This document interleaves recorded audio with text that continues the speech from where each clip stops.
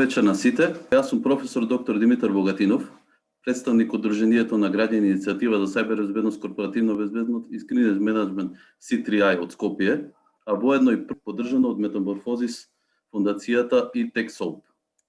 Како прво, сакам да ви се заблагодарам на сите вас во оваа огромна бројка што земавте учество на овој настан и поради тоа што одвоите дел од вашето драгоцено време и недостоите со присуство на денешната обука дискусија.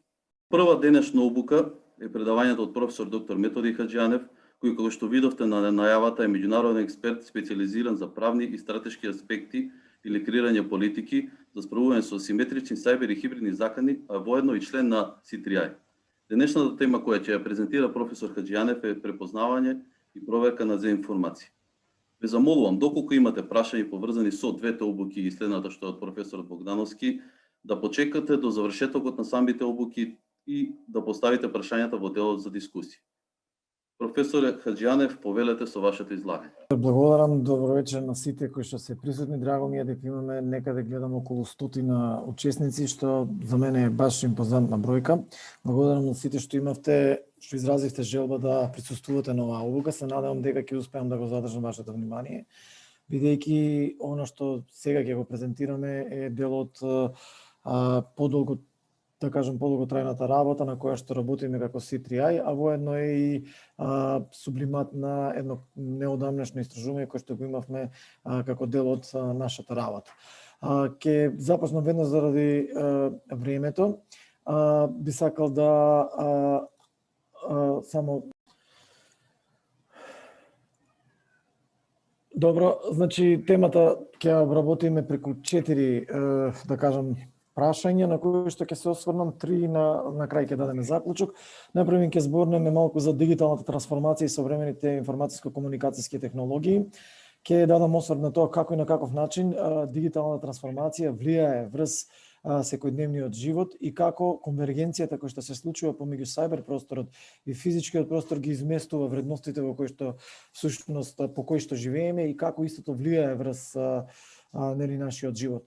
Понатаму ќе зборуваме или ќе кажам како и на каков начин од информациите кои што се позитивни се преминува или се случуваат мискомуникација или мисинформации и како преку нив се оди до дезинформации и се до воспоставување на малициозни информации и на крај ќе дадеме неколку многу општи или воопштени елементи како и на каков најдобар начин можеме да се заштитиме од и да ги искористиме поголностите од современите технологии. Кога зборуваме за современиот свет, мора да кажеме дека генерално дигиталната трансформација е процес кој што тече и во кој што сме длабоко навлезени. Тоа е процес кој што е неповратен и кој што всушност овозможува забрзување на конвергенцијата или поистоветување или спојувањето помеѓу физичкиот и сајбер просторот. Тоа поистоветување е постојано и се одвива со голема брзина.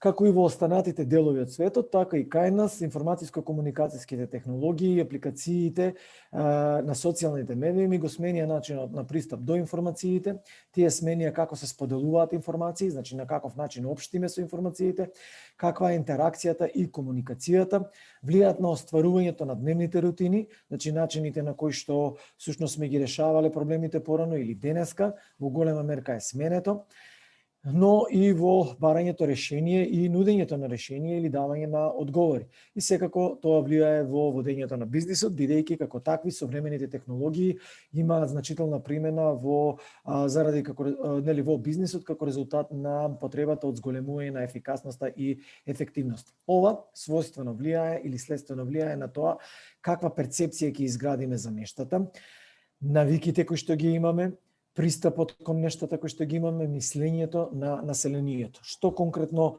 сакаме да кажеме со ова, дека всушност го менува начинот на кој што всушност не само имаме интеракција, туку и какви ефекти имаме ние кон средината околу нас, но и какви ефекти има средината врз нас. Замислете си доколку би го снемало интернетот, замислете си доколку би ги снемале сега паметните телефони, или замислите се вратите само на 2 или 3 чекори назад во користењето на мобилните телефони, каде што паметните телефони веќе би ги немале и многу од работите кои што сте ги на некој начин стиснале или сте направиле конвергенција на паметниот телефон и каде што сте направиле симултано пресликување на многу работи од електронската пошта до комуникациите да ги снема. Сето тоа всушност влијае на начинот на кој што вие ќе комуницирате, ќе општите, но и ќе го перцепирате светот. Тоа пак од друга страна се одразува и влијае на действувањето и на реакциите на кои што сме ги имале. За таа цел, за разлика од порано, сега преку уредите, децата, младите се директно достапни во секое време од денот за своите врсници, за корпорациите, но и за екстремистички или владени прокси, регрутери и предатори кои што имаат сосема поинакви намери и чија агенда е сосема поинаква. Она што исто така е битно е да кажеме дека оваа промена, например, влијае на тоа да снема голем дел од перцепциите и претпоставките кои што сме ги имале. Например, порано за да имате комуникација со некого, вие ќе или откако ќе остостарите на било каков начин таа комуникација, за да се видите и да остварите, да размените некоја информација, ќе морало да или да се дружите со некого, ќе мора да поминете физички простори или подразбирало дека ќе треба физички да бидете со него или во негово присуство. Сега тоа не е веќе така, благодарение на современите технологии, овие процеси на комуникација или светот се стесни и на тој начин многу од, да кажеме, физичките бариери кои што претходно постоеле, сега ги нема. Сето тоа всушност се одразува двонасочно, и како во позитивна, така и во негативна насока. Со тоа, ефектот на физичката контрола од страна на родителите и пренесувањето на иградење на вредности и традиции и воспоставување на такви вредности е премостен. Зошто? Се поголем е бројот на родители кои што настојуваат на децата, и што е добро, кои што настојуваат на децата да им ги удоволат потребите со најновите гаджети кои што го велиме, или со современите комуникацијски технологии. И сето тоа е добро од причина што тоа возможува зголемување на проширување на хоризонтите, зголемување на знаењата, подготовка побрзо за новиот свет, предприемачкиот дух, бизнис заедницата и така натаму. Но во исто време, со таа конвергенција или таа трансформација која што ни се случува, забораваме да ги, всушност, не оди паралелно со пренесувањето на традиционалните вредности и со начинот на кој што всушност порано родителите или влијаеле врз децата за стекнување на нови знаења. Со ова, децата се оставени самостојно да бираат и на кој начин и на каков начин што ќе гледаат, како ќе гледаат и како ќе доаѓаат до информации.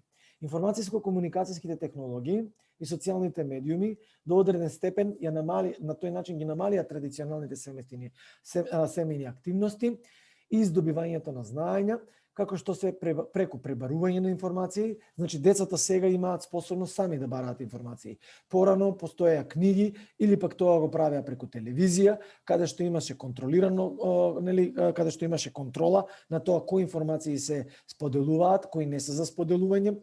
Понатаму имаше контрола на тоа каков контекст ќе се дадат во информациите и така натаму, содржината и така натаму и така натаму.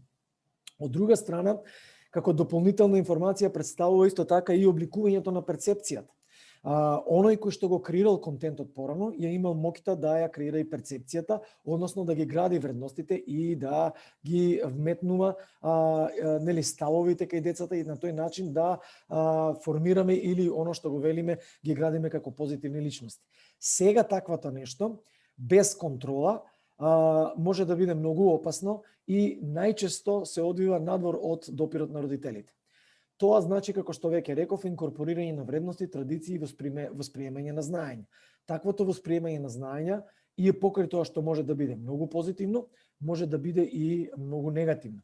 Родителите генерално заостануваат за децата во користењето на овие современи технологии и многу често се 2 до 3 чекора позади нив во примената на начинот на кој што се комуницира, користењето, манипулирањето и имплементацијата на предностите.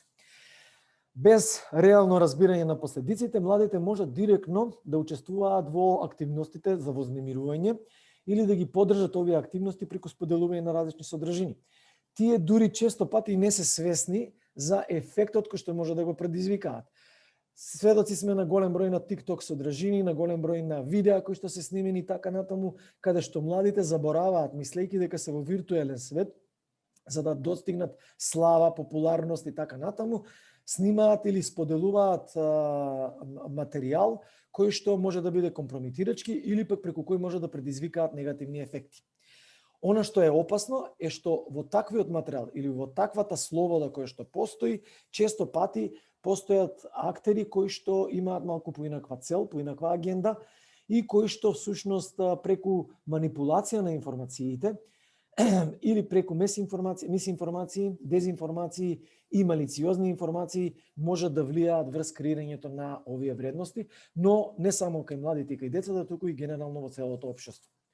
Сегашната дигитална трансформација, значи не ги промени само каналите за пристап до информации, да кажеме дека тоа е сега до информации доаѓаме преку социјалните медиуми, туку ја провери и природата на самите информации. На тој начин, фактички, менувањето на медиумот преку кој ги добиваме информациите, се создаде услов да се смени и начинот, односно природата на кој што информациите стигаат или како се прават. Ако порано новинарите ја пренесувале само информацијата и биле тука да ја споделат таа информација, односно да ја следат информацијата, сега веќе тие се во фаза на креирање на информации.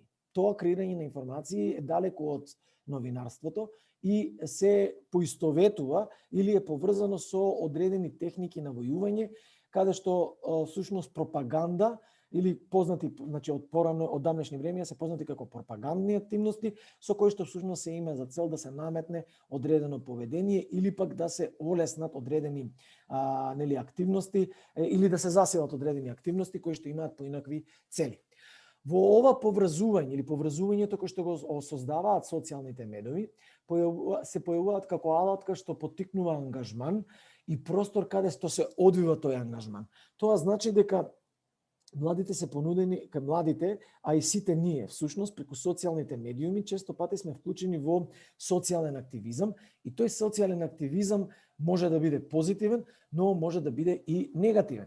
Често пати сето тоа создава сериозни проблеми, бидејќи актерите кои што постојат за тој социјален активизам, доколку имаат политичка агенда и сето тоа добро го организираат, можат да создадат многу негативни ефекти и да управуваат со таквиот контент, односно со тој ангажман.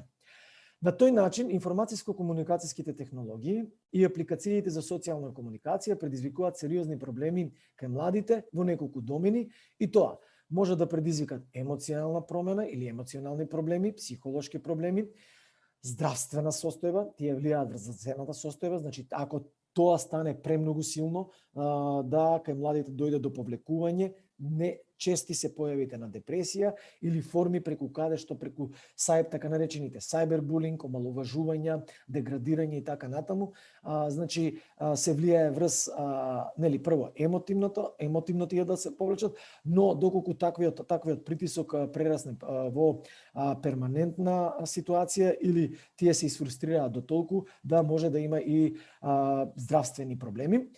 И секако дека има и поинакви ефекти, кои што поинакви ефекти пред се произлегуваат од тоа кој и како го формира контентот.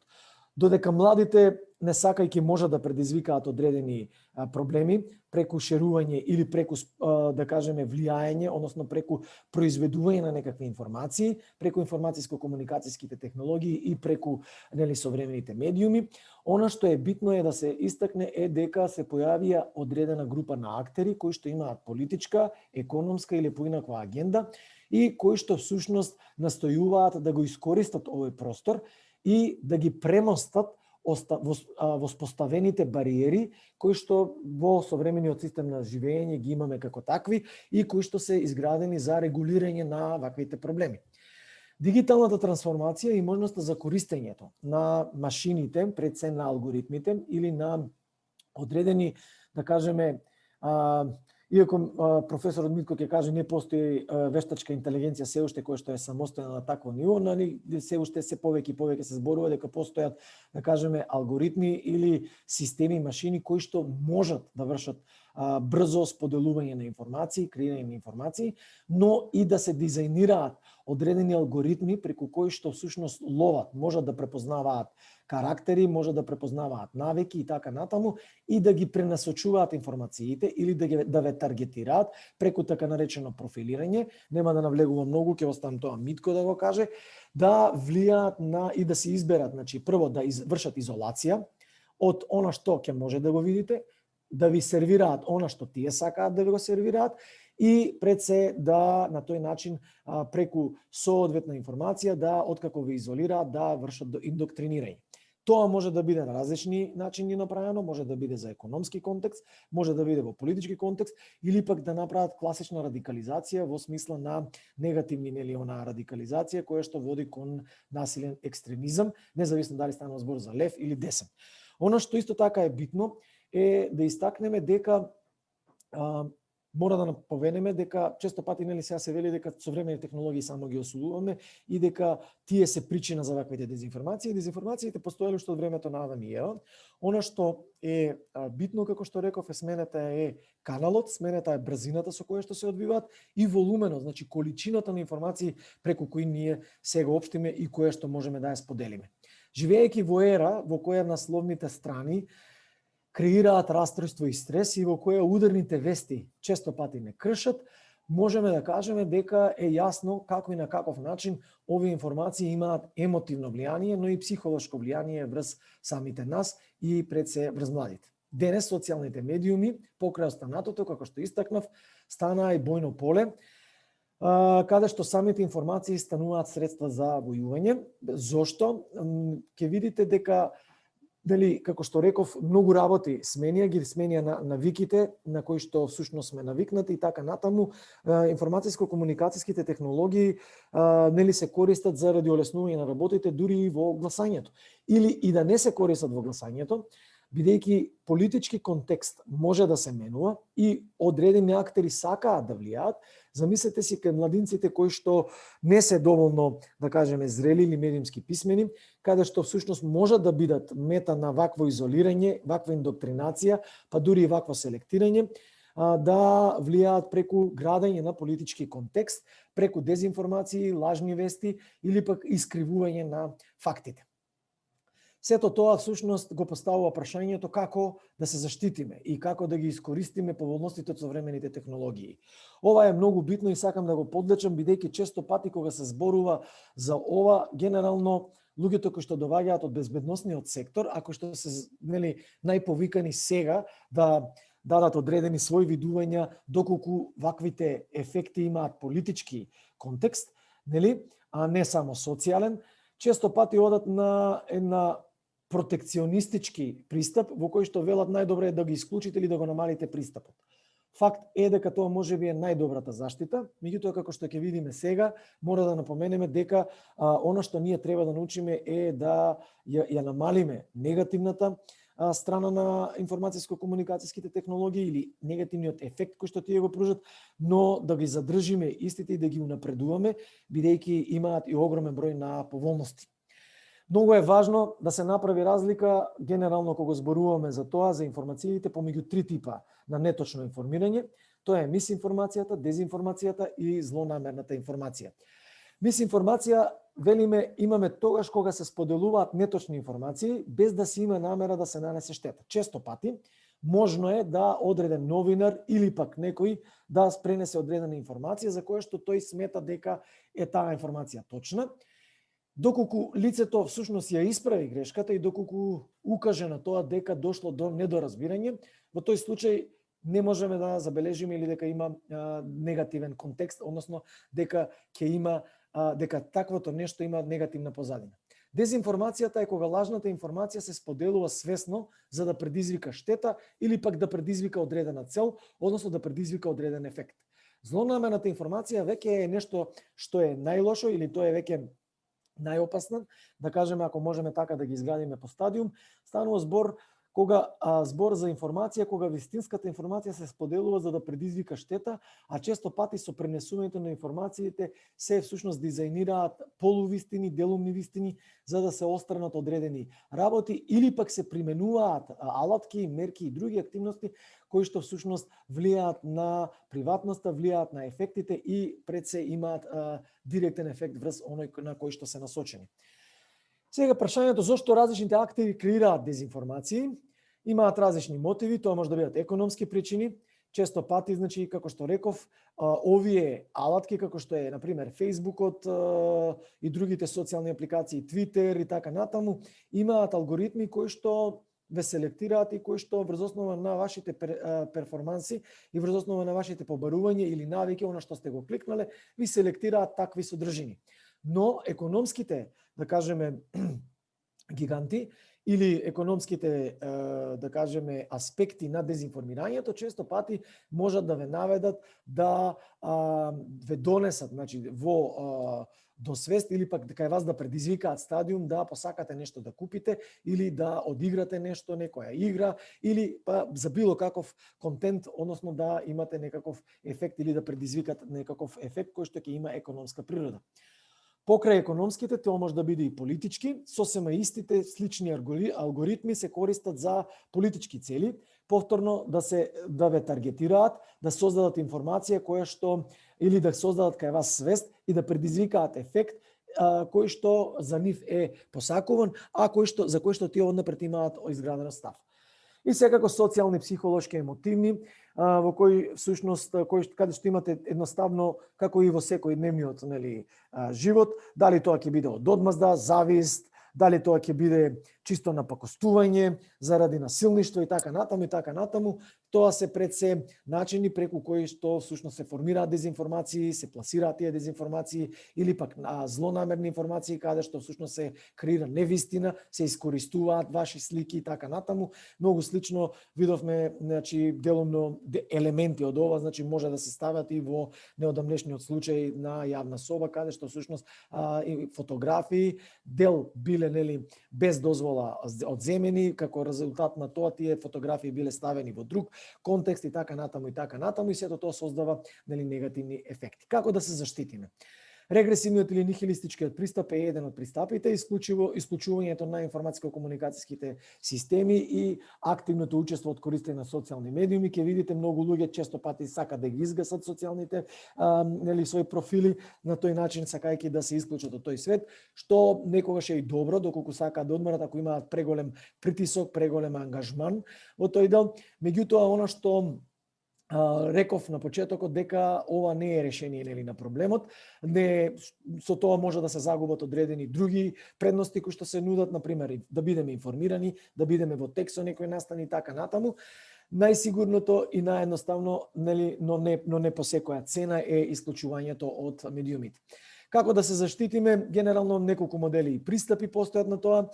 Доколку се постави силна државна контрола, постојат држави каде што всушност го контролираат силно комуникациите, интернетот и информатско-комуникацијските технологии, како и протокот на информации, или пак да постои само регулација која што всушност не носи на сосема спротивниот пол, каде што треба да остави, а тоа на крајните корисници.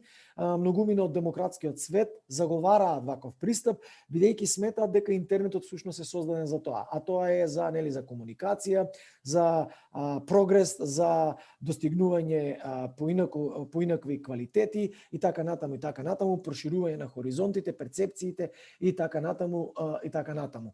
Сепак балансот би требало да биде да го истакнеме дека во однос на владението, доколку имаме силна контрола, станува збор за режим, доколку имаме саморегулација или претерана саморегулација, крајниот екстрем на тоа во однос кој би го ставиле во контекст на воспоставување на некаква регулатива, на владение и така натаму или на власт, ќе води до анархија.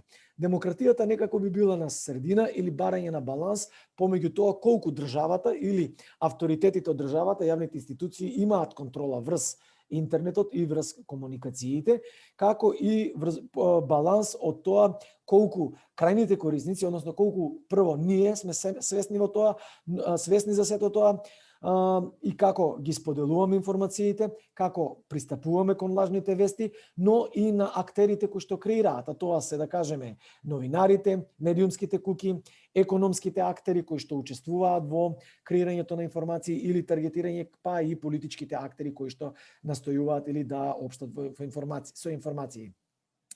Демократскиот пристап, може, како што реков, она што нам ни треба е дека воспоставуваат регулаторни контроли, и тие регулаторни контроли пред се може да бидат преку развој на протоколи за препознавање и реакција.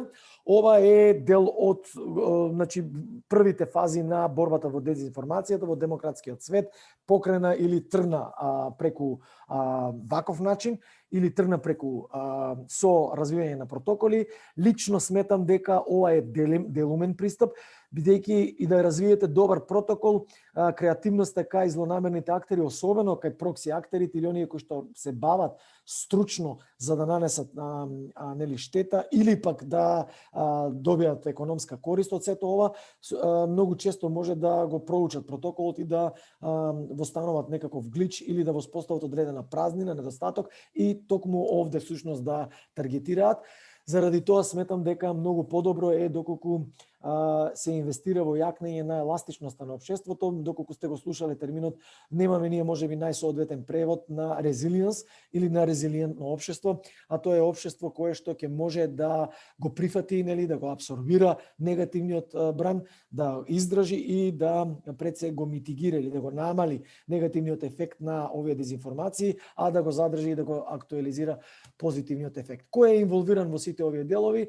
Јавниот сектор, тоа се државните органи, но и цивилниот сектор, невладиниот сектор кој што ќе дава своји предлози како баланс или коректор на јавната администрација, доколку да не отидеме во сосема спротивна насока, да дојде до кршење на човековите права и така натаму, и секако компаниите или бизнес секторот. Во развојните протоколи цивилниот сектор би требало да биде предначи, бидејќи тој е тој кој што е најблизок до граѓаните, тој е тој кој што всушност треба да произведе алатки или пак протоколи кои што ќе бидат најдостапни и најприфатливи за граѓаните. И кога зборуваме за градење на еластичност, во тоа што станува збор за сеопфатен пристап, во кој што всушност имаме и bottom-up, значи доаѓаат иницијативите и од озгора надолу, но и топ-даун или од озгора од самото општество, од крајните корисници покренуваат иницијативи за градење на таква резилиентност. Она што сметам дека најдобро да се направи или како и на каков начин е најдобро да се изгради еластично општество на дезинформација е доколку се подобри медиумската писменост, но и не само медиумската писменост. Кај нас досега се покренати неколку иницијативи, иако се адхок, не се системски и кохерентни, тоа е добро, за пофалба е, сепак се само од граѓанскиот сектор. Од владиниот сектор имаме до сега неколку иницијативи кои што се однесуваат на подобрување на информатичката безбедност и информацијската писменост. Она што УНЕСКО се залага од 2016 година, а Европската унија веќе го прифати како тоа е спојување на овие два сегмента, и мислам дека и C3I се залага за тоа, тоа е спојување на медиумската и информацијската писменост за да се постигне поголем ефект кај во градење на таа резилиентност или еластичност. Неколку совети. Прво, најдобро е да почнеме да правиме разлика или да ги учиме младите да прават разлика помеѓу факт и мислење. Едно е да имате факт кој што е став, друго е изразено мислење кој што всушност треба да значи може да биде и субјективно и да биде елемент од како се вика од оној кој што го кажал. Например, факт е дека книгата има 250 страници, а тоа дека книгата е најдобра веќе е субјективно мислење или став на тој кој што го искажува овој факт. Наједноставен факт е потврда или докажана вистина, која може да стане збор за некој настан кој се случил, кој што е проверлив и кој што може да го проверите, додека мислењето представува интерпретација и најчесто тоа е всушност влијание, под влијание на убедувањата, гледиштата, перцепциите, ставовите, интересите кои што тој кој што ги дава ги има. Како дополнување, секогаш е добро да се провери изворот, авторот. Често пати ќе видиме информации, ќе треба да видиме сега особено околу COVID-19. Често пати некој ќе каже вака и така натаму. Според мене најдобри се информациите кои доаѓаат од стручни лица и особено гледам дали тие информации се објавени во некаков журнал, кој што журнал обично сега јас тоа го барам со Impact Factor или се на некаква си научна дебата, каде што имало истражување, каде што се мерени резултатите и така натаму и така натаму. Не можеме секогаш да го имаме тоа, некогаш ни требаат брзи информации, треба да се информираме, но доколку дојде до таква информација, често пати доколку сакате да го направите тоа, добар начин е да направите копирање на дел од содржината, да ја пастирате на Google и да пребарате доколку ви излезат информации кои што се со слични или ќе видите контрадикторни информации, веќе можете да видите дали станува збор за информација која што веќе предизвикала дебата, или пак е лажна, или пак да видите какви други мислења и други ставови постојат во однос на таа информација. Многу добро треба да се размисли доколку информацијата звучи премногу добро. Например, заработи $5,000 или €5,000 за 5 минути или за кратко и така натаму.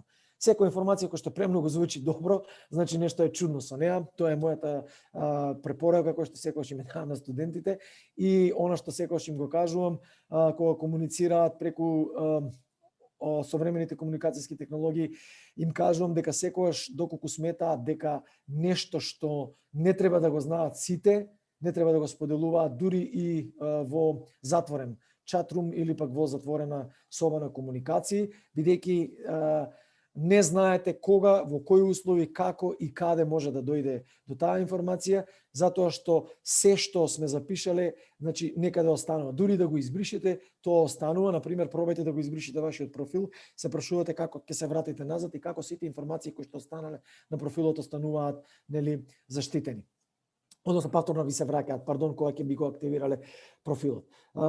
Знаеме дека, можеби некој од вас, верувам, знаете дека постои иницијатива I want to delete me, сакам да се избришам од интернетот и така натаму и да исчезнам, но за сега таквите иницијативи се само на база на активизам и постојат дебати, нели, и во Обединетите нации и во голем број на држави како и на каков начин да се решат овие проблеми, меѓутоа нема easy fixes или нема едноставни решенија. Треба да се погледа дали линкот изгледа чудно и сомнително. Вообичаено графичкиот контент и така натаму е чуден и е сличен. Сега мора да се каже дека често пати оние кои што прават вакви манипулации, кои што го прават тоа стручно, често знаат да направат автентични информации кои што се многу веродостојни. Не знам дали знаете случајот на пробивање на имејл адресата на Хилари Клинтон и покрај тоа што година и 6 месеци или 7 месеци таа била предмет на таргетирање на овие актери кои што направиле целосен профайлинг или профилирање на незините навики за да научат да видат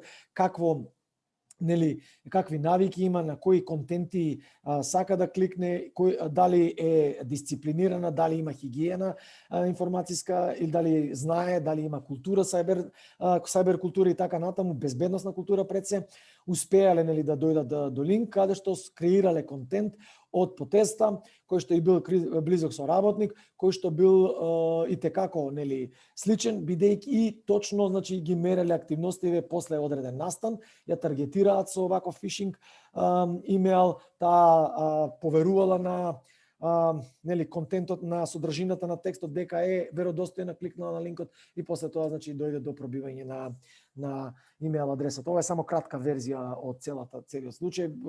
Ве охрабрувам доколку сакате, има детални трудови, дури и надписи за сето тоа. Провери го датумот, исто така провери кога е објавена веста. Знаете дека многу вести и многу мизинформации ајде остана на ниво на мизинформации, дури и кај нас е со лажен датум или пак со променив датум, или пак намерно се доведени и датумите и настаните со цел да се предизвика поинаков ефект.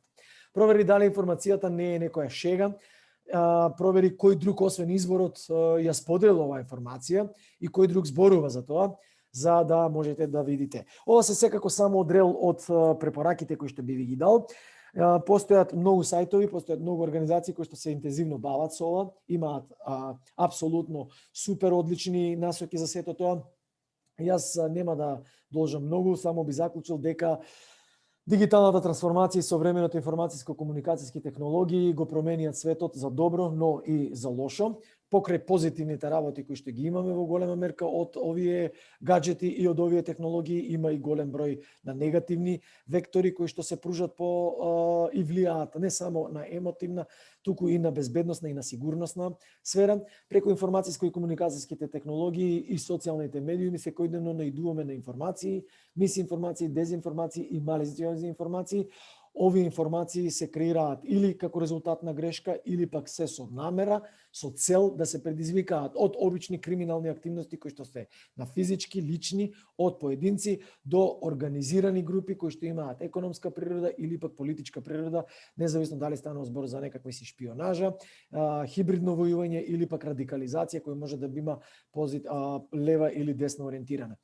Јакнењето на медиумската, информацијската или информатичката писменост како дел од напорите за градење на еластично општество би требало да биде патот кој што треба да го следиме доколку сакаме да ја намалиме негативните ефекти од дезинформациите и да влијаеме на зголемување на капацитетите за препознавање на дезинформациите или пак така наречените лажни вести. Димитар, ја ви прекинав тука. Извинете ако продолжив едно 6-7 минути од времето кое што го имав. Се надевам дека ќе имаме време за дебата и за разговори.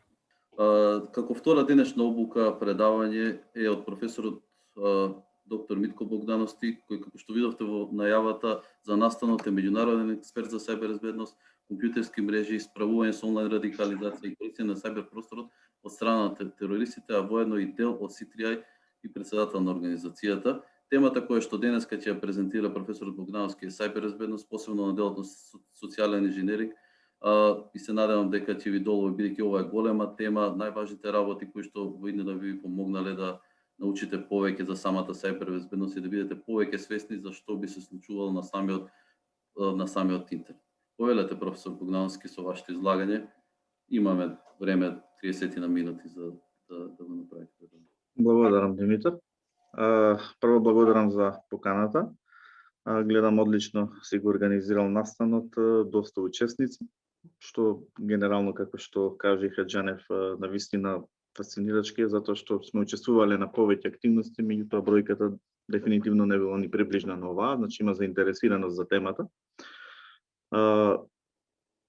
Кога дискутиравме околу темата, веќе беше дефинирана страна на професорот Димитар, да се обидов нели да прашам нормално прво дали постои можност за промена на темата, затоа што како што каже доста широка тема која што опфаќа се и се што, па има различни пристапи, дали да биде повеќе технички, дали да биде повеќе општествен. Од она што сум информиран на голем дел од оние кои што денес не слушаат, не се со бекграунд во или со големи познавања, да кажам, во IT, и затоа се одлучивме да одиме со по-лайт верзија на самата тема, социјален инженеринг, каде што ќе биде накратко објаснето што е социјален инженеринг, кои типови на социјален инженеринг има, значи со кои проблеми може да се соочиме, зошто е важно оваа тема да се одржи или пак нели да продискутираме, не е само да јас и Хаджанев дојдеме тука да ги кажеме нашите ставови и мислења, туку треба и да продискутираме подоцна. Нормално, ако има, барем по она што видов, има и луѓе кои што сепак се доста запознаени со социјалниот инженеринг и воопшто со пенетрацијско тестирање, повредливости и така натаму, може и подетално да дискутираме. Значи не одам воопшто со објаснување на разни алатки, начини и така натаму, туку ќе биде генерално само објаснето со кои проблеми може да се соочиме во контекст на социјалниот инженеринг. Ќе почнам со она што беше генерално како заклучок кај професорот Хаджанев во однос на најновите технологии, во однос на дигитална трансформација, значи ова се само дел од технологиите со кои што ние секојдневно се среќаваме, нели, со кои повеќе, со кои помалку од овие технологии. Меѓутоа па во иднина сигурен сум дека сите од нас ќе имаат можност да директно всушност ги користат благодетите на разноразните технологии. Денес ние зборуваме, значи спомната беше дигитална трансформација, зборуваме веќе за 4-та индустријска револуција, која што се базира на целосна автоматизација. Нормално сето тоа е можно, затоа што има развој на разни технологии, од аспект на електроника, градење на различни нели елементи, процесирачки елементи, па потоа нели различни мрежни уреди, мрежни технологии, така натаму. Сето тоа допринесува да всушност се повеќе ги автоматизираме процесите и нормално да генерално можеме да пристапуваме кон или да ги извршуваме некои обврски дури од дом, како и сега примерно користиме некои благодети на технологијата за да можеме да организираме настан без да се собереме на едно место. Нормално тоа може биде плюс и минус, во конкретниот случај мислам дека е многу подобро ако сме сите собрани на едно место да продискутираме, да размениме искуства и така натаму, но како и да е, без технологијата па не ќе имаме можност воопшто да дискутираме на темата. Нормално, значи, зборуваме за Internet of Things, премногу нешта се поврзани на интернетот, уште повеќе ќе бидат поврзани во иднина и многу ни го леснуваат животот, но од друга страна јасно е дека имаме многу големи безбедносни предизвици и многу безбедносни организации на светско ниво, на национално ниво, разни држави, сајбер нападите, врз технолошки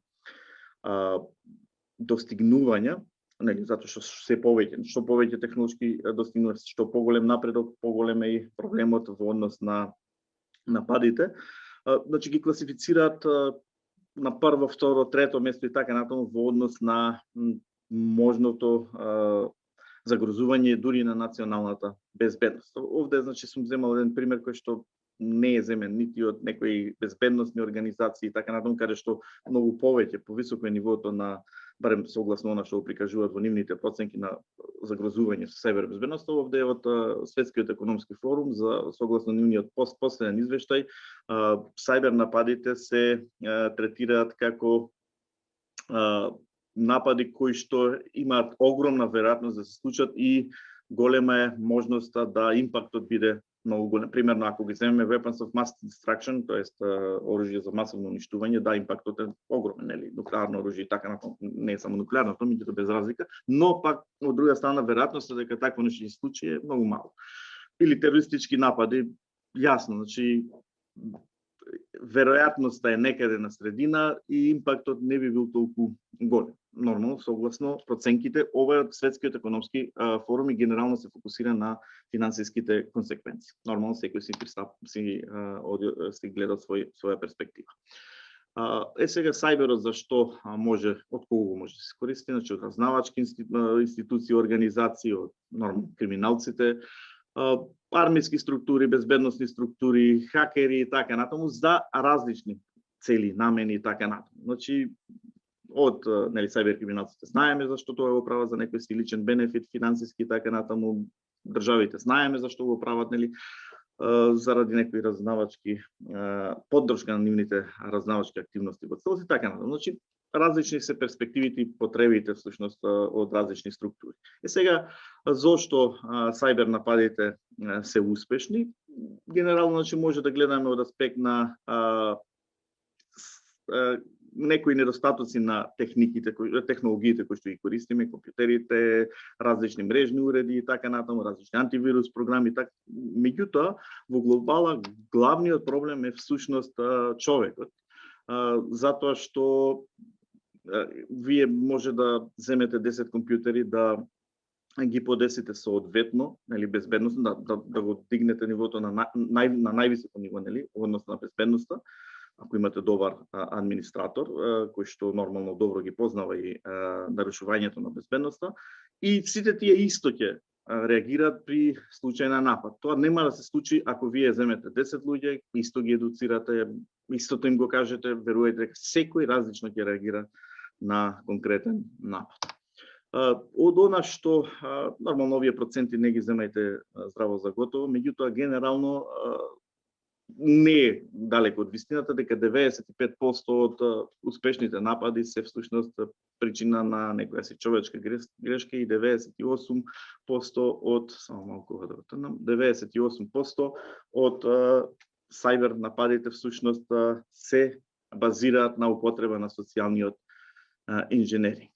Сега, постоја многу дефиниции за cyber инженеринг, немам да одам нормално да ги објаснувам сите, нели, касперски, едно кажуваме кафи, друго и така натаму, Easy Cancel, па Кевин Митник, за оние кои што не го знаат, тој е всушност таткото на социјалниот инженеринг, како можам така да кажам, еден од најпознатите во област. Нормално денес тој е консултант, бил затворен и така натаму, еден од најбараните хакери на времето, кој што на основата му лежала на социјалниот инженеринг, она што се разликува од другите хакери кои што не го правил тоа за некој личен финансиски бенефит, туку му било интересно и нормално сакал да докаже дека има недостатоци во системите и така натаму. Значи немал некој кој знае каков финансиски бенефит. Тој најверојатно тоа е причината зашто и казната, иако многу системи, многу агенции, многу институции ја нарушил безбедноста во многу институции, бил осуден првиот пат на 1 година, па после на 4 години плюс.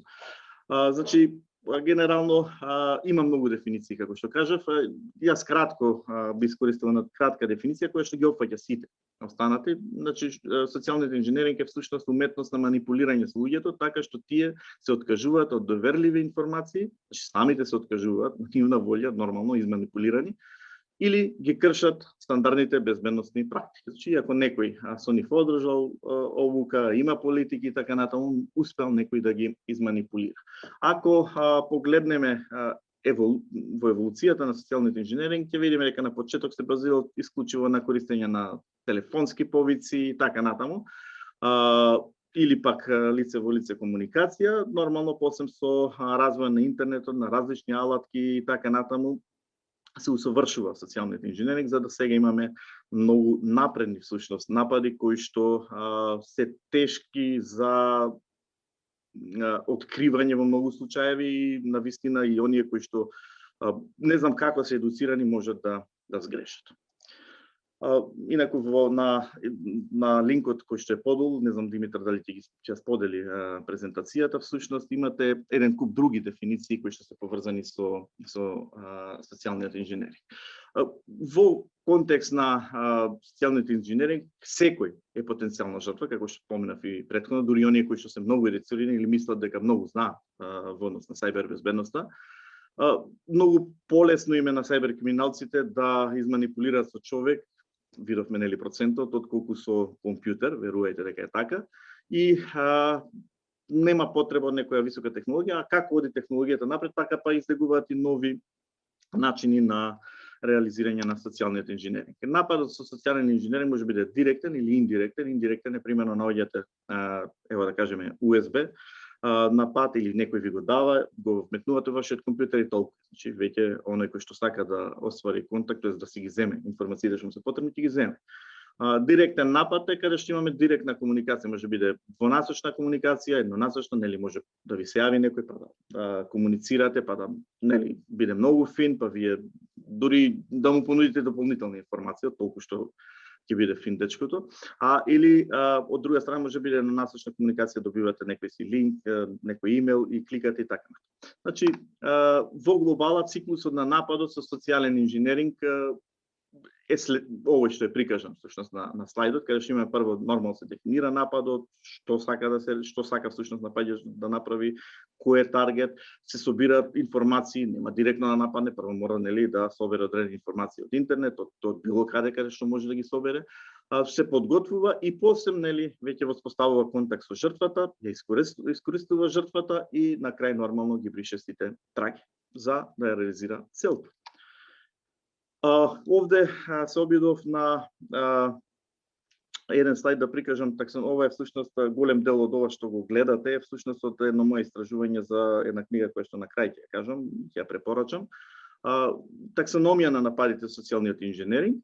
Генерално че имаме некој оператор, оној кој што напаѓа всушност, кој што нормално може директно, со директен контакт или со користење на некој си софтвер. Целта е нели да реализира некој си напад преку одреден медиум. За пренос може да биде имејл, може физички, може преку клауд и така натаму, ќе ги објасниме.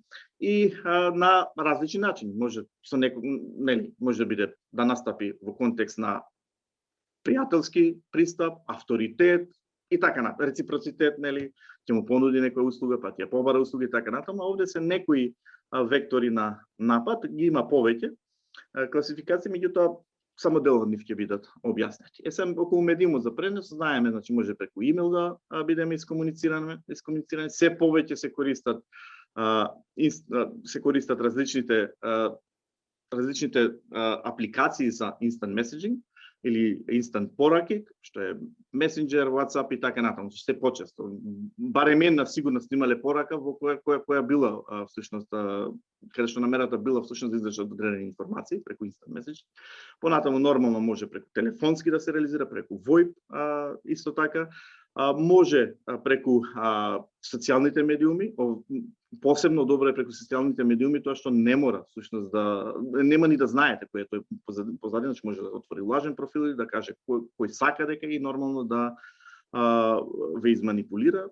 Понатаму нормално може она што го споменав и преку клауд услугите, каде што всушност вие добивате некој пристап на некој клауд сервиси и понатаму ве навлекуваат, тоест вие сакаат да ви излечат вашите информации, тоест информациите што нив им се потребни, или пак веб страните, посебно овде се однесува на специфичен напад на социјален инженеринг кој што се нарекува watering hole или waterholing, каде што всушност се инјектира одреден малвер во одредени веб страни, подоцна ќе споменам и за ова.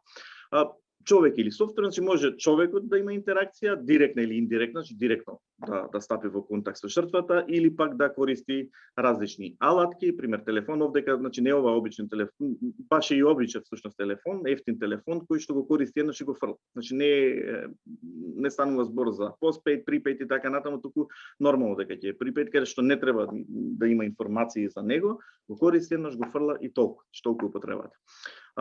Сега, значи, нормално, разни камери се користат, различни уреди за отварање врати, каси и така натаму, GPS тракинг, до разни софтвери и алатки кои што може да бидат искористени за манипулација. Сега, во однос на методологијата, може да биде, она што кажав, пријателство, допаѓање, таков пристап може да биде посветеност или доследно. Знаеме дека некој од работените на вистина сака да биде посветен, да има резултати и така натаму, така и ќе му пристапиме. Затоа кажувам дека претходно пред интеракцијата има напаѓач го истражува што се случува во компанијата. Реципроцитет, ќе ти направам услуга, дај ми услуга и така натаму. Значи има различни пристапи. Сега околу нападите има различни напади. Дел од експертите во оваа област кажуваат дека главно или поделбата главно е дела на фишинг, вишинг и impersonation. Меѓутоа јас ќе прикажам повеќе типови на напади и ќе видиме дека дел од нападите всушност се преклопуваат, иако имаат различни називи, меѓутоа генерално станува збор за нешто слично. Ова се само дел од нападите. Ако отворите на линкот долу лево, всушност ќе видите околу 30 типови на напади со социјален инженеринг, меѓутоа пак ќе кажам не сите всушност може да се наречат да се диференцираат всушност затоа што има многу сличности.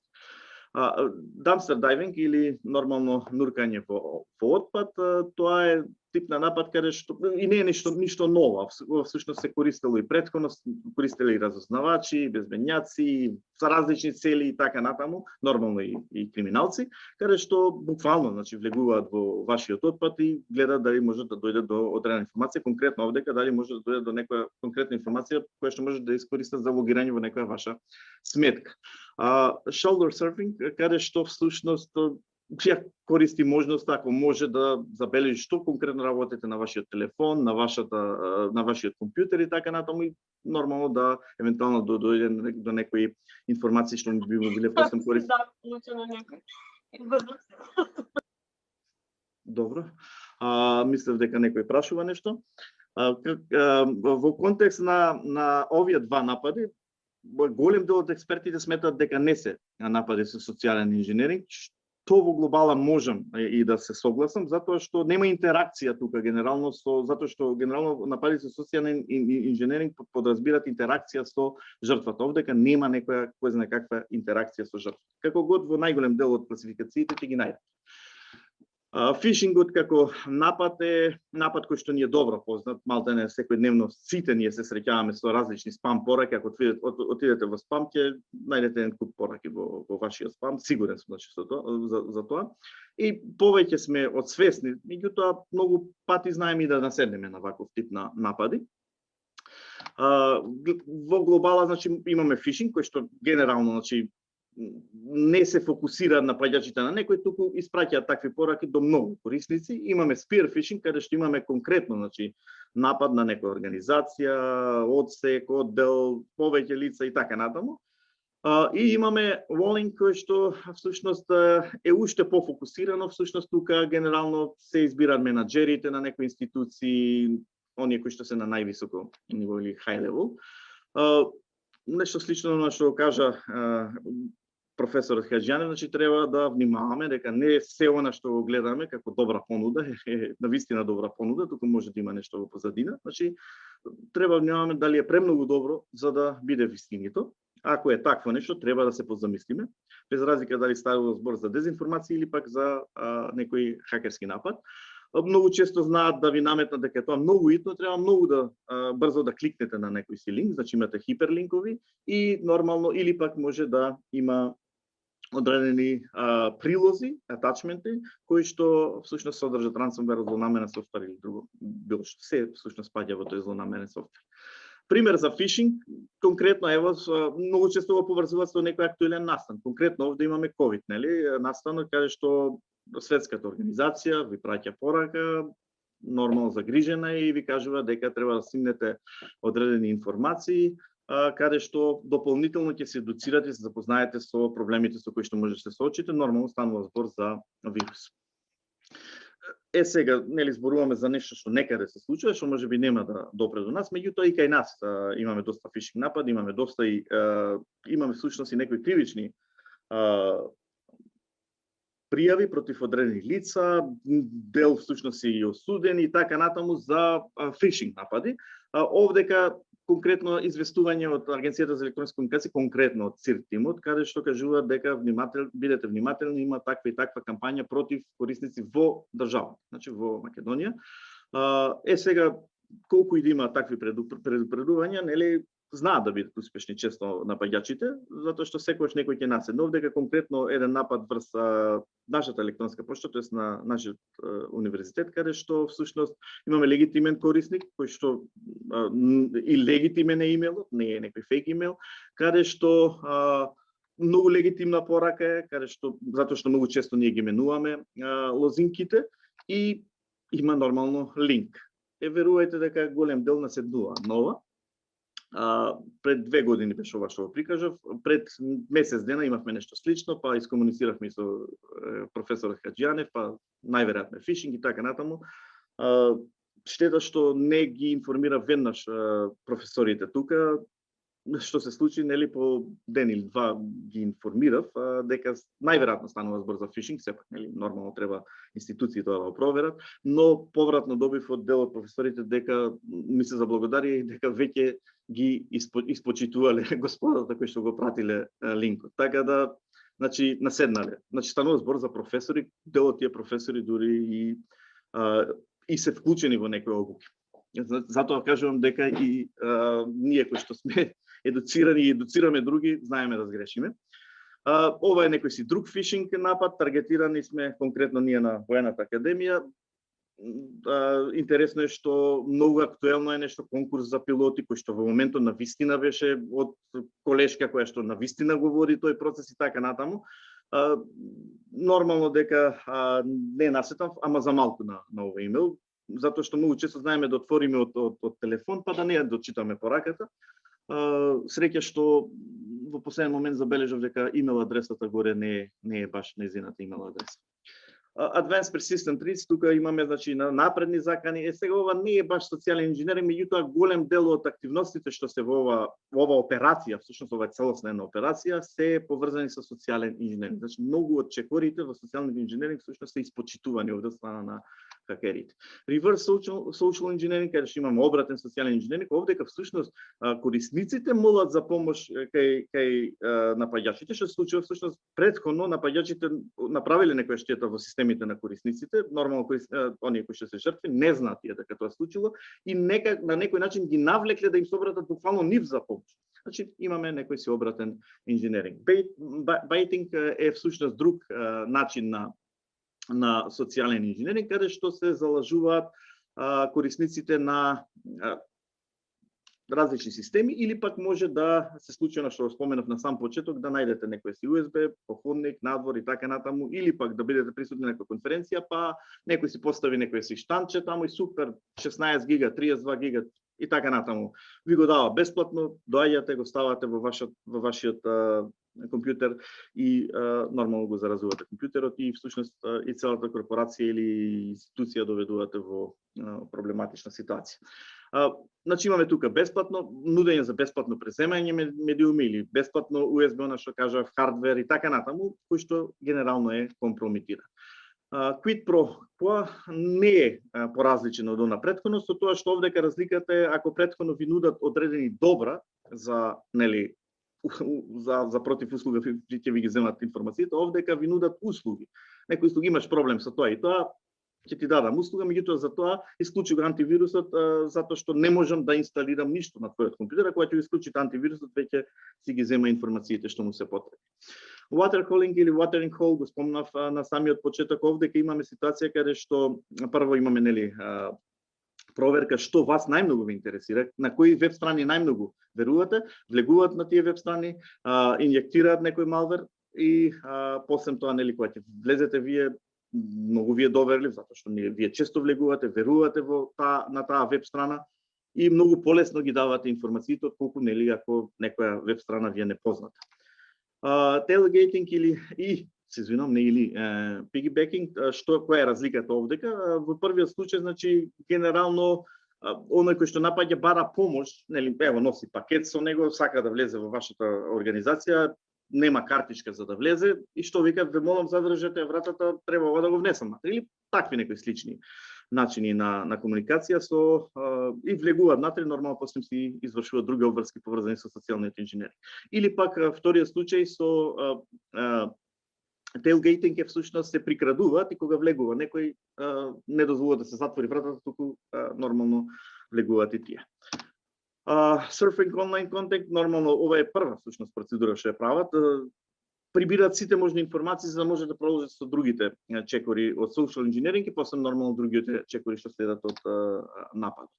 Pretexting е нешто што всушност каде што всушност се бара малку поголема организираност, доста посветува време напаѓачот на моменти каде што всушност тој подготвува прашање и начин на пристап кон жртвата, нормално прво проверува за каков тип на човек станува збор од другата страна и како да му пристап, нели? Кажавме, може биде да му понуди помош, може да како авторитет да настапи и така натаму. Сега овде дадено значи како функционира pretexting, меѓутоа генерално тоа го објаснив. Role playing е многу слично, всушност малку не само друг термин за pretexting. Smishing and phishing, всушност овде ќе имаме напад преку SMS пораки или преку телефон, комуникација преку телефон. Овде ќе имаме конкретно смишинг, каде што добивате, ова е некој си легитимна информација од владата на UK, каде што нормално известува дека не треба да се излегува од дома и така натаму. Многу слична на таа порака овде ќе имаме, кој што е некоја спам порака, каде што всушност ви кажуваат дека имате толку и толку пари кои што може да си ги подигнете. За повеќе информации кликнете на тој линк, што во глобала нема да се случи. Сега во врска со phishing, едно видео сакам да покажам, знам дека можеби нема многу време, меѓутоа мислам дека е интересно. Каде што девојката ќе му покаже како всушност функционира phishing. Она прво што ќе направи со скопиран негов телефон ќе биде направен. Hi, I'm so sorry. Can you hear me okay? My baby, I'm sorry. My husband's like, we're about to apply for a loan and we just had a baby and he's like, get this done by today. So I'm so sorry. I can't call you back. I'm trying to log into our account for uses information and I can't remember what email address we used to log the account. The baby's crying and can you help me? Awesome. In just 30 seconds, At gmail.com? Jessica gets access to my personal email address. Now, if I needed to add our older daughter on our account so she could call in and make changes, how would I need to go about it? You would have to send me a secure PIN through a text message? Yeah, well, the thing is, I don't think I'll be able to receive a text message if I'm on the phone. Oh, I'm not on there either. So I thought when we got married, he added me to the account. Jess uses my girlfriend's name and a fake social security number 5127. to set up her own personal access to my account. Wait, I'm sorry. So there's no password on my account right now? Can I set that up? She even gets the support person to change my password. Thank you so much for your help today. So Значи she толку. just basically Да не губиме време, генерално си доби комплетен пристап, So сега I ќе invited мора a да few оди of the world's best hackers ќе мора да оди во компанијата, лично си го смени, да си смени лозинката. Вакво нешто може да се случи, меѓутоа не со добри намери. Ова е друго некој видео, немаме многу време, многу слично, каде што исто така се пробива компанија, етички хакер се ангажира и за нецела минута успева на сличен начин всушност да добие целосен пристап во компанијата. Значи не на некој акаунт, туку во компанијата. И сега Artificial Intelligence и социјален инженеринг, спомена професор Хаджанев, јас многу не сум љубим на користење на оваа терминологија Artificial Intelligence, затоа што се злоупотребува. Дури во конкретниот случај се изолвам, не мислам дека Artificial Intelligence, туку нели некои напредни алгоритми, софтвери и така натаму кои што се користат за да се како резултат го имаме она што ќе го видите. Зошто не мислам? Затоа што пред неколку години, не пред неколку години, 10-20 години, Artificial Intelligence мислевме дека нели ако компјутерот успее да го совлада Каспаров, Карпов и така натаму, да не знаеме дека тоа е далеко од Artificial Intelligence. Ве уверувам дека за некоја година ова што се го кажува дека Artificial Intelligence во ова видео ќе биде смешно, нели, да биде дискутирано како Artificial Intelligence, но многу интересен метод за што може биде злоупотребен во иднина за одредени напади.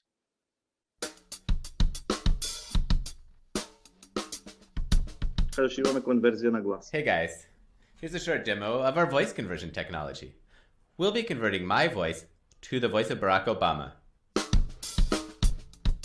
What we've said consistently is that there has to be a political settlement to bring about genuine peace in the region. The system captures the idiosyncrasies of how I say something each time I say it. I can say the same thing many times. The same thing many times. The same thing many times. And each time the recording will be correspondingly different. Значи видов што се случи, генерално нели нормално се употреба на одреден софтвер, Artificial Intelligence како што кажувате, така натаму без разлика, нека биде Artificial Intelligence, се може да си претпоставите, нели, спуфинг на телефонот на вашиот шеф, гласот е целосно, значи го препознавате всушност него и ви бара одредена информација. Нормално дека ќе ја дадете информацијата. Сега, друг проблем е scareware, каде што имаме всушност поп-апи на вашиот компјутер се појавуваат и всушност нели као сте добитник на нешто и така натаму кликнете веднаш и всушност што правите вие да унлодирате некој си софтвер, овде имаме одредена информација. Овој поп-ап ми се појави сега кога симнува видеото, всушност пред 3-4 сати. Баш овој поп-ап ми се појави. Значи не можеме да кажеме мене ова не може да се случи, на сите може да се случи, само треба да внимаваме што и како симнуваме, за малку ќе кликнев да добијам iPhone 12. Trojan Horse нормално, значи тоа е веќе некој си напад. Значи сите малвери, всушност сите злонамерни кодови дополнително се користат нели во насока на да се добијат одредени информации, пристап кон системите и така натаму. Со ransomware знаете дека всушност не само што ќе добијат пристап, туку и ќе ви го блокираат целосно компјутерот и скапо ќе ви наплатат за да можете вие да си пристапите повторно кон информациите. Сега, како да се избегне напад со социјален инженеринг? Нормална едукација прво. Треба бидеме и свесни за информациите што ги објавуваме. Многу слично со она што го зборуваше професорот Хаджанев. Значи, како и за фейк ньюс, така и овдека. Значи, не треба да објавуваме се. Ако нешто не треба да го знае секој, не го објавувајте на интернет. Не ги давајте тие информации, не ги споделувајте. Ажурирајте го софтверот, посебно нормално зборуваме за антивирус програмите. Знам дека голем дел и не имаат инсталирано затоа што сметат дека се безбедни системите. Значи ставете антивирус програми и на вашите телефони и на компјутерите кои што ги користите. Кога ќе ве праша за дадена информација, размислете, значи дали навистина му треба на соговорникот таа информација, дали е информација што треба да се сподели, дали смеете да ја споделите таа информација или можеби треба да прашате предпоставениот и така натаму. Значи имаме повеќе механизми како да справиме нели за сите овие до сега наведени нели различни типови на социјален инженеринг. Значи генерално едукацијата е број 1, а се останато е нели да се внимава што се споделува со било кого, без разлика дали е тоа преку имејл, преку телефон и така натаму. Не сакам нормално да не се клика секаде, да не се клика на линкови. Значи ова е обична, најпроста обука на најниско ниво. Ќе останат овие податоци, ако сподели Димитар, ќе ги имате тие информации. Не сакам нели додам затоа што во глобала информациите се слични. Значи проблемите и мерките што треба да ги преземеме без разлика за каков тип на социјален инженеринг станува збор се исти. Значи треба да бидеме предпазливи, внимателни, да не ги даваме лесно информациите кои што сметаме дека не треба да се дадат или не му се потребни на оној од другата страна. Сега, нормално што и да правите, колку и да ги едуцирате во вашите организации и така натаму, секогаш какви зидови да поставувате, секогаш ќе се јават луѓе кои што ќе направат грешка, затоа што сме луѓе, да, грешиме. И овдека конкретно имам прикажано 4 сликички за 4 телевизии, видни телевизии, каде што успеале хакерите да влезат, затоа немало потреба користат нити социјален инженеринг, нити ништо. Доволно биле глупи, се извинувам на безобразниот термин што го користам, меѓутоа навистина ова е глупост да нели на придавање различни интервјуи или репортажи вие всушност го дадете вашиот паспорт, администраторски паспорт за влегување во вашите системи. Затоа мора да користите сензори во вашите различни сензори нормално во вашите организации и да внимавате на вакви луѓе. Покрај едукацијата, значи ставете разни сензори во контекст, нели и вие бидете сензор, и човечки сензори, меѓутоа и технологии кои што ќе внимаваат на грешките на луѓето. Сега како референци овдека се посочени 53 најдобри книги досега за во социјален инженеринг. Онаа која што јас ја користев е Learn Social Engineering, каде што имам и значителна контрибуција на мојот пријател Ердал Оска. Би ја препорачал затоа што е многу практична за оние што сакаат попрактичен пристап. Оние кои што сакаат по-лајт верзија, во тој случај би ги препорачал книгите на Кевин Митник. Со сигурност ќе ви се допаднат, оние кои што не се со технички бекграунд. Во ред, толку имав за презентацијата, се може и да дискутираме. Благодарам, професоре Богдановски. Дополнително сакам да напоменам дека покрај обуката и видеото што ви го напоменав претходно, ќе произлезат и 6 статии поврзани со темите од обуката, кои исто така некаде на почетокот на март ќе бидат објавени на нашиот официјален сајт, на Facebook групата, на Facebook страната. Затоа би ви напоменал, ако можете, пријавете се, придружете се на самата Facebook страна, следете ја нашата група и следете ги нашите активности поврзани со овој дел, посебно со делот со сајбербезбедност и дезинформација. Сега доаѓаме до делот за дискусија, па ве молам, доколку сакате да поставите прашања, бидејќи моментално имаме 93 учесници, стигнавме и до бројка 100, не очекувавме реално очекував максимум 60-70 луѓе. Ве молам, кренете рака, raise hand ако сакате, или напишете во чат доколку не знаете како направите raise hand, за да ви дадам збор за да поставите прашање или нешто да дискутирате, да кажете свој став. Но имате во предвид дека остануваат околу 3-14 минути за дискусија, па може и да продолжиме, да поставите само некои прашања што сметате дека се многу важни за да бидат дискутирани на самото повелете. Сакам да го прашам господинот Богдановски, какво мислење има за оперативниот систем Linux, дали е сепак по-заштитен од Windows-от и така некое општо мислење? Не.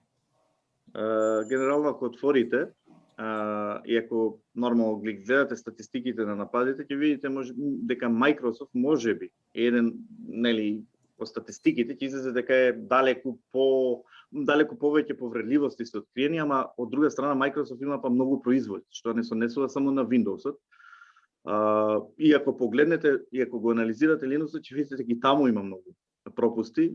Многу викаат па зошто не го користиме Linux-от, тој е најбезбеден. Не се сложувам јас со тоа дека Linux-от е најбезбеден или побезбеден од друг или од трет. Сите тие имаат одредени повредливости.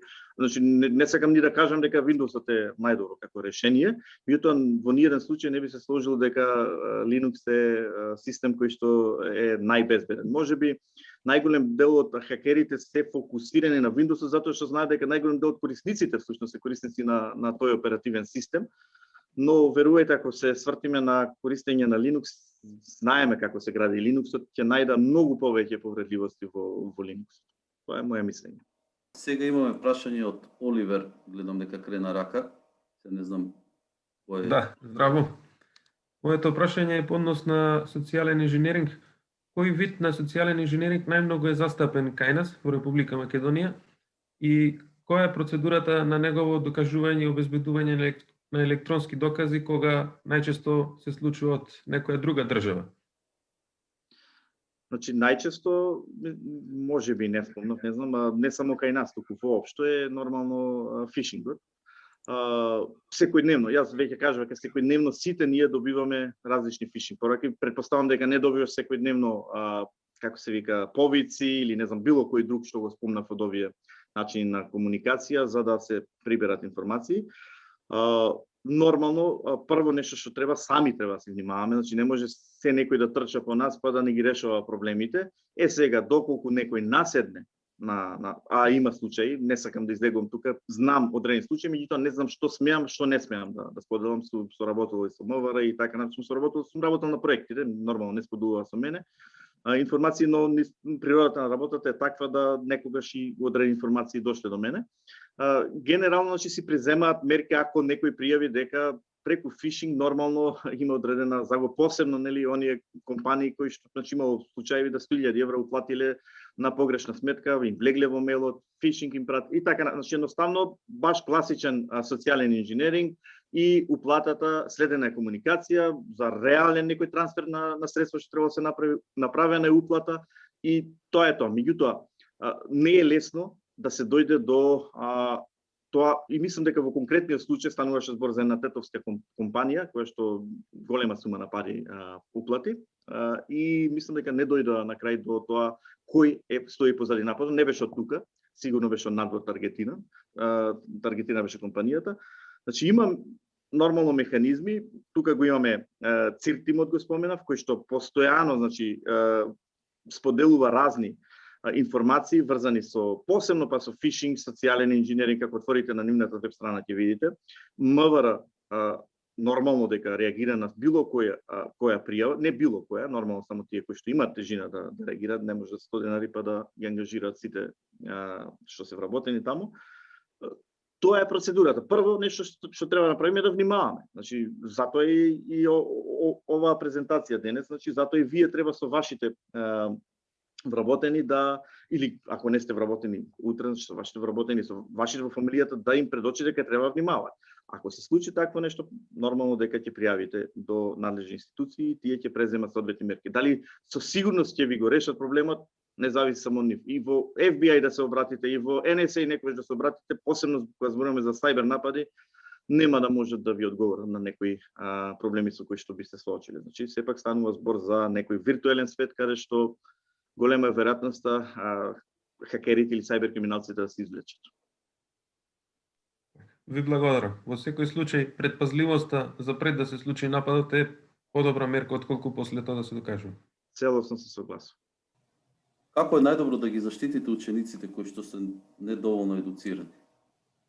Ајде мето и ти нешто. Да, може јас да одговорам. Кажам јас нешто. Ајде Димитар нека одговори. Супер за мене. Да. Значи мора да се почне и да се видат светските трендови како оди овој дел со едукацијата. Мора да се започне од најмали нози, уште да се прилагодат програмите од мали деца во градинка па во основно образование. Мора да има таква awareness обука. Значи ние тој дел кај нас е многу дури сведен на минимум, дури и не постоечки. Јас имаме правено повеќе анкети каде што 98% од луѓето не присуствувале на некоја cyber awareness обука. Може да се прилагоди програмата, да се направи со одредени видеа, со интересни прилагоди, за да знаат децата какви ризици носат. А тие во моментов се едни од најголемите корисници на интернетот, посебно на игри, на YouTube и слично, и доста често среќаваат одличен пример одредени работи кои што може да ги стави на ризик. И детска порнографија и слично, и педофили и слично, што може да се злоупотреби. А едукацијата е основата која што во најден момент треба да се започне. За презентацијата ќе ги споделиме видеото, ако дозволат предавачите, може и презентациите. Диме, ако може, може да се споделат презентациите, не е проблем, само една кратка работа околу учениците, значи оно што ја мислам дека треба да се направи, дека реков таму има еден сеопфатен пристап, тој сеопфатен пристап опфаќа некои работи кои што ќе мораме да ги спуштиме долу на комунално ниво или на општинско ниво. Многу е битно да советот на родители во училиштата, да самите родители и да учителите, значи заедно седнат и се договарат околу користењето на интернетот и околу подигање на свеста пред секај нив за користењето на интернетот, а врз основа на тоа да се направат соодветни обуки, да се вметне во наставата пред се делови, како што реков, не само за медиумска писменост, туку и за информатичка писменост. Многу од работите кои што ги спомена професорот Митко имаат примена и всушност се предтекст на се она што следи. Кај децата, Димитар спомена онлайн гейминг, не знам колку знаете, меѓутоа тоа е сериозен проблем, бидејќи во онлайн геймингот не само што има можност за комуникација, туку онлайн геймингот стана втора по ред, ако не и многу блиска до социјалните медиуми комуникација. Децата веќе имаат, оние кои што се геймери, не само да се надпреваруваат, туку и места каде што седат и разговараат, значи специјални посебни чат-румови. Тоа што е интересно е што родителите се што гледаат е дома дека имаат слушалки, гледаат на сликата дека има некакви движења, а тоа не значи дека детето игра, може она само да биде присутно во тие онлайн гейминг, но чат-румовите се повеќе и повеќе се место кои што се искористуваат од злонамерни корисници и постојат се повеќе и повеќе рапорти и извештаи на светско ниво, каде што овие чат-румови, наместо останатите регуларните чат-румови на форуми, се користат за пристап до децата, бидејќи тоа е најголемата мамка каде што сметаме дека децата се безбедни или местото за играње се промени и на тој начин фактички доаѓа до сериозен проблем, се премостуваат одредени бариери кои што претходно постоеле, значи на улица знаете каде се децата, како се и така натаму, сега вие ги гледате, ама не ги гледате бидејќи тие се во некоја ента димензија, а која што има силни физички импликации во физичкиот простор. Така да сметам, да заклучам, значи ово мора да се подитно, да се започнат проекти за обуки на општинско ниво, каде што родителите, училишните работници, заедно со децата, значи ќе посестуваат на вакви обуки, каде што ќе се градат овие капацитети. Уште еднаш голема благодарност од мене, од предавачите, може и тие да си кажат, за вашето учество. Денеска сум позитивно изненаден. Стигнавме до бројка 100, што никогаш не се случило, и верувам и доста имаше во waiting room што не може да се приклучат. Но дополнително видеото ќе го има на YouTube каналот, ќе може да се погледне дополнително за некои коментари и слободно може преку самата Facebook група каде што го добивте настанот да ни сконтактирате, да ви одговориме на одредени прашања доколку сме можност, и следете за некои вакви или слични обуки или настани кои што ќе ги организираме во идни. Ви благодарам уште еднаш, повелете доколку предавачите имаат нешто за на крај да дадат одреден коментар и да завршиме со денешнава обука и презентација. Повелете. Добро, јас исто би се заблагодарил, исто кажав во самиот почеток на презентацијата дека навистина сум нормално позитивно изненаден со бројката на заинтересирани и многу добри прашања. Навистина ми се допадна прашањата и претпоставам дека и други има што да прашаат, меѓутоа нормално во интерес на времето. Ние сме достапни во секој случај, значи било кога ако има потреба од било каква информација да споделиме, она што го знаеме нормално на наше експертско ниво, она што не го знаеме, би ги посочиле релевантните институции, нема да се мешаме во нивната работа, затоа што нормално тие имаат многу повеќе информации. Сметам да ги задоволен сум што од друга страна и учесниците се задоволни од обуката. Искрено не се надевав дека самата обука ќе биде интересна, барем мојот сегмент. Меѓутоа, низ примери може би покажав дека колку и да сме се правиме паметни или едуцирани во овие најпрости сегменти на сајбер безбедноста, значи посочив дури дека и ние кои што вршиме едукација знаеме да сгрешиме, така да секогаш е добро и секогаш има што да се научи. Она што нормално професор Хаџијанев го предаваше беше нешто сосем поразлично, меѓутоа многу актуелно, дури и поактуелно во моментов од делот со сајбер безбедноста, знаеме со какви предизвици се соочуваме, дали 5G, дали COVID и така натаму, така да треба да бидеме внимателни, не ги дочитуваме информациите до крај, па знаеме да носиме констатации или па не гледаме од каде изворот, да носиме констатации без да ги провериме информациите.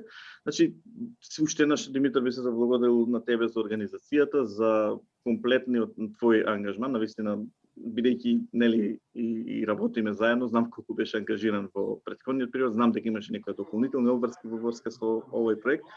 Меѓутоа, би ти честител на се она што го направи во текот на сите активности што претходе и што нормално ќе следат понатаму поврзани со овој проект. И благодарам на поканата секако.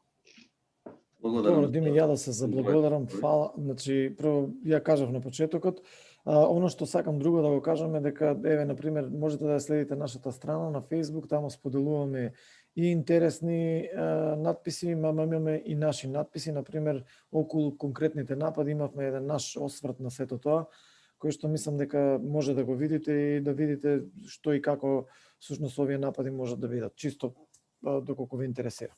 Еднаш ви благодарам за учеството, благодарност до предавачите за нивните исцрпни предавања и секако за одвоеното време и на нив и на вас за да бидете дел од ова обука и дискусија која што направивме денеска и се надеваме дека ова ќе биде почеток на многу други обуки, дискусии, предавања кои што ќе ги одржиме со самата организација. Благодарам уште еднаш и имајте убав остаток од ден.